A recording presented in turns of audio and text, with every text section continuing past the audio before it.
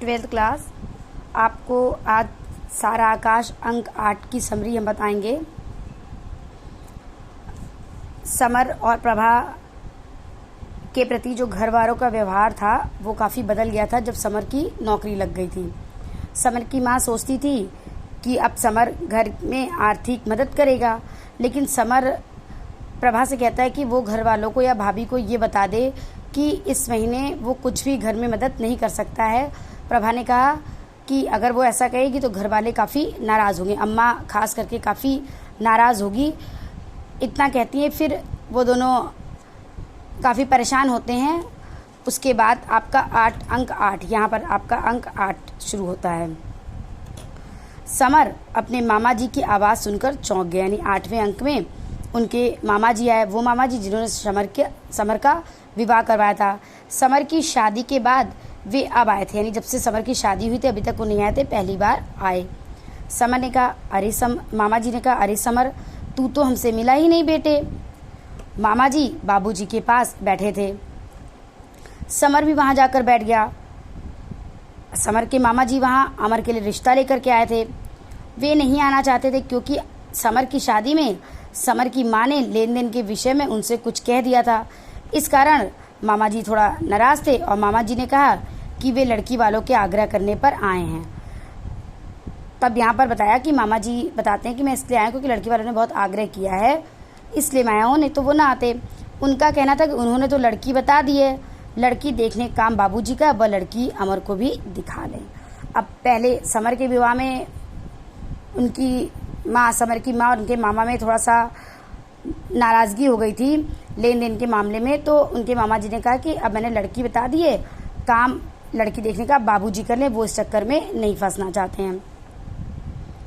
बाबूजी ने मामा जी से समर की माँ की बात पर ध्यान न देने को कहा तथा उन्होंने लड़की के खानदान के बारे में पूछा। ये भी कहा कि इस बार लेन देन की बातें साफ होंगी, जो कि समर के विवाह में नहीं पाई थी। लेन देन मतलब दहेज की बातें। समर से नहीं रहा गया। अपने जीवन में तो वो परेशानियों से घिरा ही हुआ था, साथ ही उसने देखा कि अब लोग अमर की भी शादी कर रहे हैं, जबकि अमर भी पढ़ाई कर रहा है। उसने बाबूजी से कहा कि जल्दी क्या है शादी की, अभी वह फेल होकर बैठा है और अब शादी कर दो सो और फेल हो जाए, पढ़ाई लिखाई में मन न लगे। पर बाबूजी ने उसे रोक दिया। उन्होंने डांटते हुए कहा, अरे अभी शादी हुई थोड़ी जा रही है, अभी तो हम बात कर रहे हैं, सालों साल बातचीत चलेगी। ये सब सुन करके बाबूजी ने समर से बात सुनी, समर को डांट दिया, जिससे समर की आंखें भर आईं। वो सोचने लगा, जैसे लगता है कि इस बारे में बात करने का अधिकार तो सिर्फ इन्हीं लोग को, यानी कि विवाह के संबंध में। हम लोग तो बेवकूफ़ हैं या बली के बकरे हैं, जब मन में आए हमारी शादी कर दो, विवाह कर दो। समर वहाँ से जाने लगा तो मामा जी ने उसको हाथ पकड़कर बिठा लिया। मामा जी ने बड़े प्यार से बातों ही बातों में समर को उसका कर्तव्य समझाया। उन्होंने उससे ये भी कहा कि तुम आजकल शाखा नहीं जा रहे हो, स्वास्थ्य पर ध्यान नहीं दे रहे हो। समर ने कहा कि ज़्यादा गर्मी है, इस कारण वो शाखा नहीं जा रहा, व्यायामशाला जहाँ जाता था नहीं जा रहा है। समर के मामा जी ने उसे समझाया उसे घर में मदद करनी चाहिए। ये भी बताया कि माता पिता बहुत मुसीबतें झेल करके अपने बच्चों को पढ़ाते लिखाते हैं, इसलिए बुढ़ापे में उनका सहारा बनना चाहिए। हर घर में सास बहू में खटपट होती रहती है, चाहे बड़े से बड़ा वो लखपति क्यों ना हो। घर घर में मिट्टी के चूल्हे हैं। मतलब समर के मामा जी ये बताना चाहते थे कि घर में जो कुछ हो रहा है उसे होने दो, तुम घर में मदद करो और घर की बातों पर ध्यान ना दो, क्योंकि ये सब जो लड़ाई झगड़े हैं, खटपट है, ये तो बड़े से बड़े अमीर आदमियों के घर में होता रहता है, तो फिर हम लोग क्या हैं। समर भावुक हो गया ये सब बात सुन करके। उसे लगा कि उसकी गलती है, तो वह बाबूजी के पैर छू कर माफ़ी मांगना चाहता था कि उसने तो कभी इस नज़रिए से सोचा ही नहीं। मामा जी ने ये भी समझाया कि बहू को ज़रा दबा कर रखना चाहिए, बड़े भाई भी अपना फ़र्ज अदा कर रहे हैं, उसे भी करना चाहिए, यानी धीरज। लड़कियों को तो ससुराल में कुछ ना कुछ सीखना ही पड़ता है। मामा जी औरत को संभालने के गुर देते हैं, यानी कि उसको कुछ ना कुछ उपाय बताते हैं कि कैसे औरत को अपने वश में करना चाहिए। बाबूजी ने उन्हें बताया था कि समर धर्म कर्म सब छोड़ता जा रहा है। इस बात को मामा जी ने सुना था, तब मामा जी ने समर को समझाने का प्रयत्न किया। समर समझ नहीं पा रहा था कि वो अपनी मामा जी की बातों का क्या जवाब दे। जब मामा जी समझा रहे थे तो बाबूजी ने समर को पत्थर का बोल दिया और मामा जी से ये कहा कि तुम भी किस पत्थर से बात कर रहे हो। बाबूजी की ये बात समर के दिल को चीरती चली गई। समर को बहुत बुरा लगा। उसने सोचा कि जैसे वही जैसा है मतलब वो वैसा ही ठीक है। वह गुस्से में ऊपर चला गया। प्रभा ने पूछा, मामा जी क्या कहते थे? समर ने स्वयं को कंट्रोल में करते हुए कहा कि समझा रहे थे कि बहू को कैसे दबाना चाहिए। गुस्से में कहा ये बात। प्रभा समझ गई कि समर गुस्सा हुआ, तो समर ने कहा, कोई बात नहीं, वो बड़े हैं, कुछ अगर कह दिया तो क्या हो गया, थोड़ा घूमाओ, थोड़ा मन अच्छा हो जाएगा। समर परेशान था ही। वह कहने लगा कि मामा जी बाबूजी से माफ़ी मांगने को कहते थे, लेकिन वो कहता है कि उसका कसूर ही क्या है जिसके लिए वो माफ़ी मांगे। वो ये भी कहता है कि मामा जी भी ये कह रहे थे कि बहू ही तुम्हें कुछ सिखाती होगी, जबकि प्रभा तो उसे कुछ कहती नहीं थी घर के बारे में। अब समर काफ़ी गुस्सा था। वो प्रभा से कहता है कि तुम ही बताओ, तुम मुझे क्या सिखाती हो। और इतना कहते कहते वो गुस्से में आ गया काफ़ी। समर असली बात समझ रहा था कि अब उसकी तनख्वाह का दिन नज़दीक आ रहा है, घर वाले उससे पैसे की उम्मीद कर रहे हैं। जब आज भी इस बारे में वह नहीं बोला, अब उसको तनख्वाह नहीं मिली, पैसा उसने घर में नहीं दिया, तो जब उसने कुछ नहीं बोला तनख्वाह के बारे में, तो घर वालों का धीरज टूट गया। बाबूजी ने पूछा, समर को पैसे नहीं मिले थे और 61 रुपये उधार भी हो गए थे, अब बाकी 8 बाबूजी को थमा दे तो उसके पास क्या बचेगा। उसने सोचा।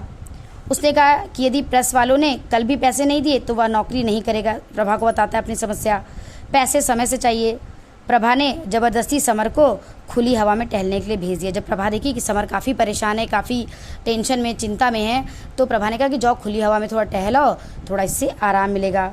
समर सड़कों पर चला गया।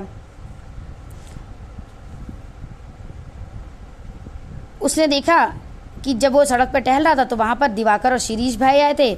उन्हें देखकर समर खिसिया गया। शिरीष भाई ने कहा, जो बात मन और आत्मा को कष्ट दे वह किसी से कह देनी चाहिए। शिरीष भाई को लगा कि शायद ये परेशान है, कुछ मन में इसके भाव हैं, कुछ कहना चाह रहा है। समर ने शिरीष भाई से कहा, उसके घर में बहुत घरेलू झंझट हैं, एक ना एक चक्कर रोज निकलता ही रहता है। उसने अमर की शादी की बात उन दोनों को बताई कि अब उसके घर में अमर की शादी की बात हो रही है। शिरीष भाई ने ये जानना चाहा कि क्या वे सब एक साथ रहते हैं, यानी कि उनका परिवार संयुक्त परिवार है, क्योंकि ज़्यादातर समस्याएं इस उपन्यास में दिखाई गई हैं संयुक्त परिवार को लेकर ही उत्पन्न हो रही हैं।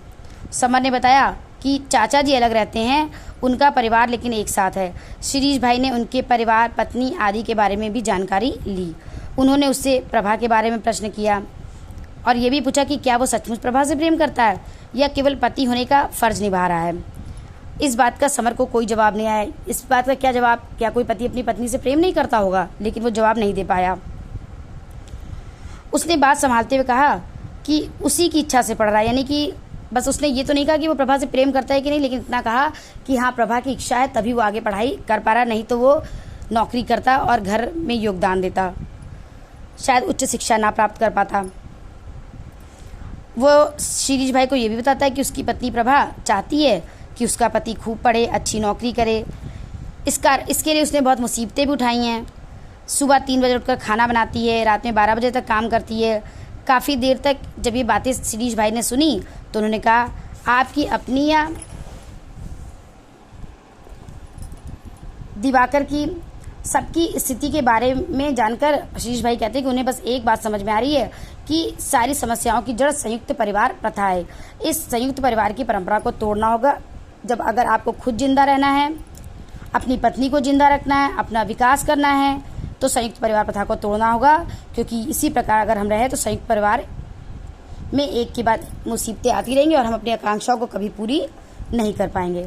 शिरीष भाई ने संयुक्त परिवार के दुष्परिणाम भी बताए। बच्चों ध्यान दीजिएगा, लोग संयुक्त परिवार में दिन रात हैरान परेशान रहते हैं, लड़ते मरते हैं। इतना सब कुछ करने के बाद भी साथ रहेंगे। इज्जत का सवाल, चूल्हा अलग कैसे करें, अलग चूल्हा ना जलने की हट करेंगे। ऊपरी भावुकता के पीछे स्वार्थ की खींचतान, इन सब के कारण कितनी हत्याएं होंगी, आत्महत्याएं होंगी। दूसरा, परिवार का कोई भी सदस्य अपने व्यक्तित्व का विकास नहीं कर पाएगा। सारे समय समस्याएं बनी रहेंगी और या तो समस्याओं को सुलझाने में समय बीतेगा। इन सब का कारण धन का अभाव भी है।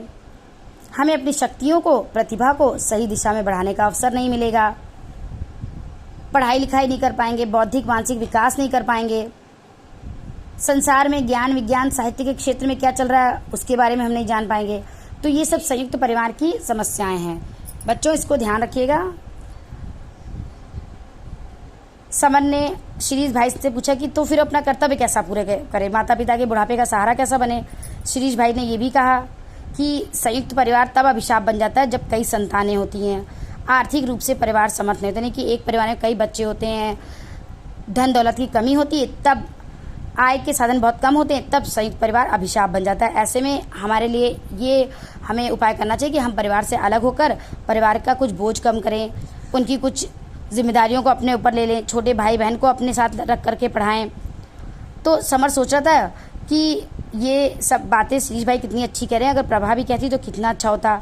बाबूजी अगर वो बताए गए सब बातें, तब तो बाबूजी से डांटेंगे मारेंगे ही, मामा जी तो नाराज थे ही, अतः वह इनके घर खाना खाए बिना ही चले गए।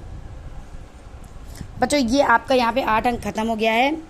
इसमें एक क्वेश्चन आपका समर की समस्याओं के समाधान के लिए शिरीष भाई ने क्या सुझाव दिए, ये क्वेश्चन आप देखिएगा। इस अंक में 8 अंक में है, इसको समझ लीजिएगा। एक क्वेश्चन है, मामा जी अपनी बहन के घर क्यों आए थे, उन्होंने बाबूजी से क्या कहा, उन्होंने समर को क्या समझाने का प्रयत्न किया और क्यों। तो बच्चों ये आपका लॉन्ग क्वेश्चन है, इसको आप पढ़ लीजिएगा। ठीक है, आपका ये खत्म हो गया सारा आकाश का अंक 8, इसको पढ़ लीजिएगा। ठीक बच्चों।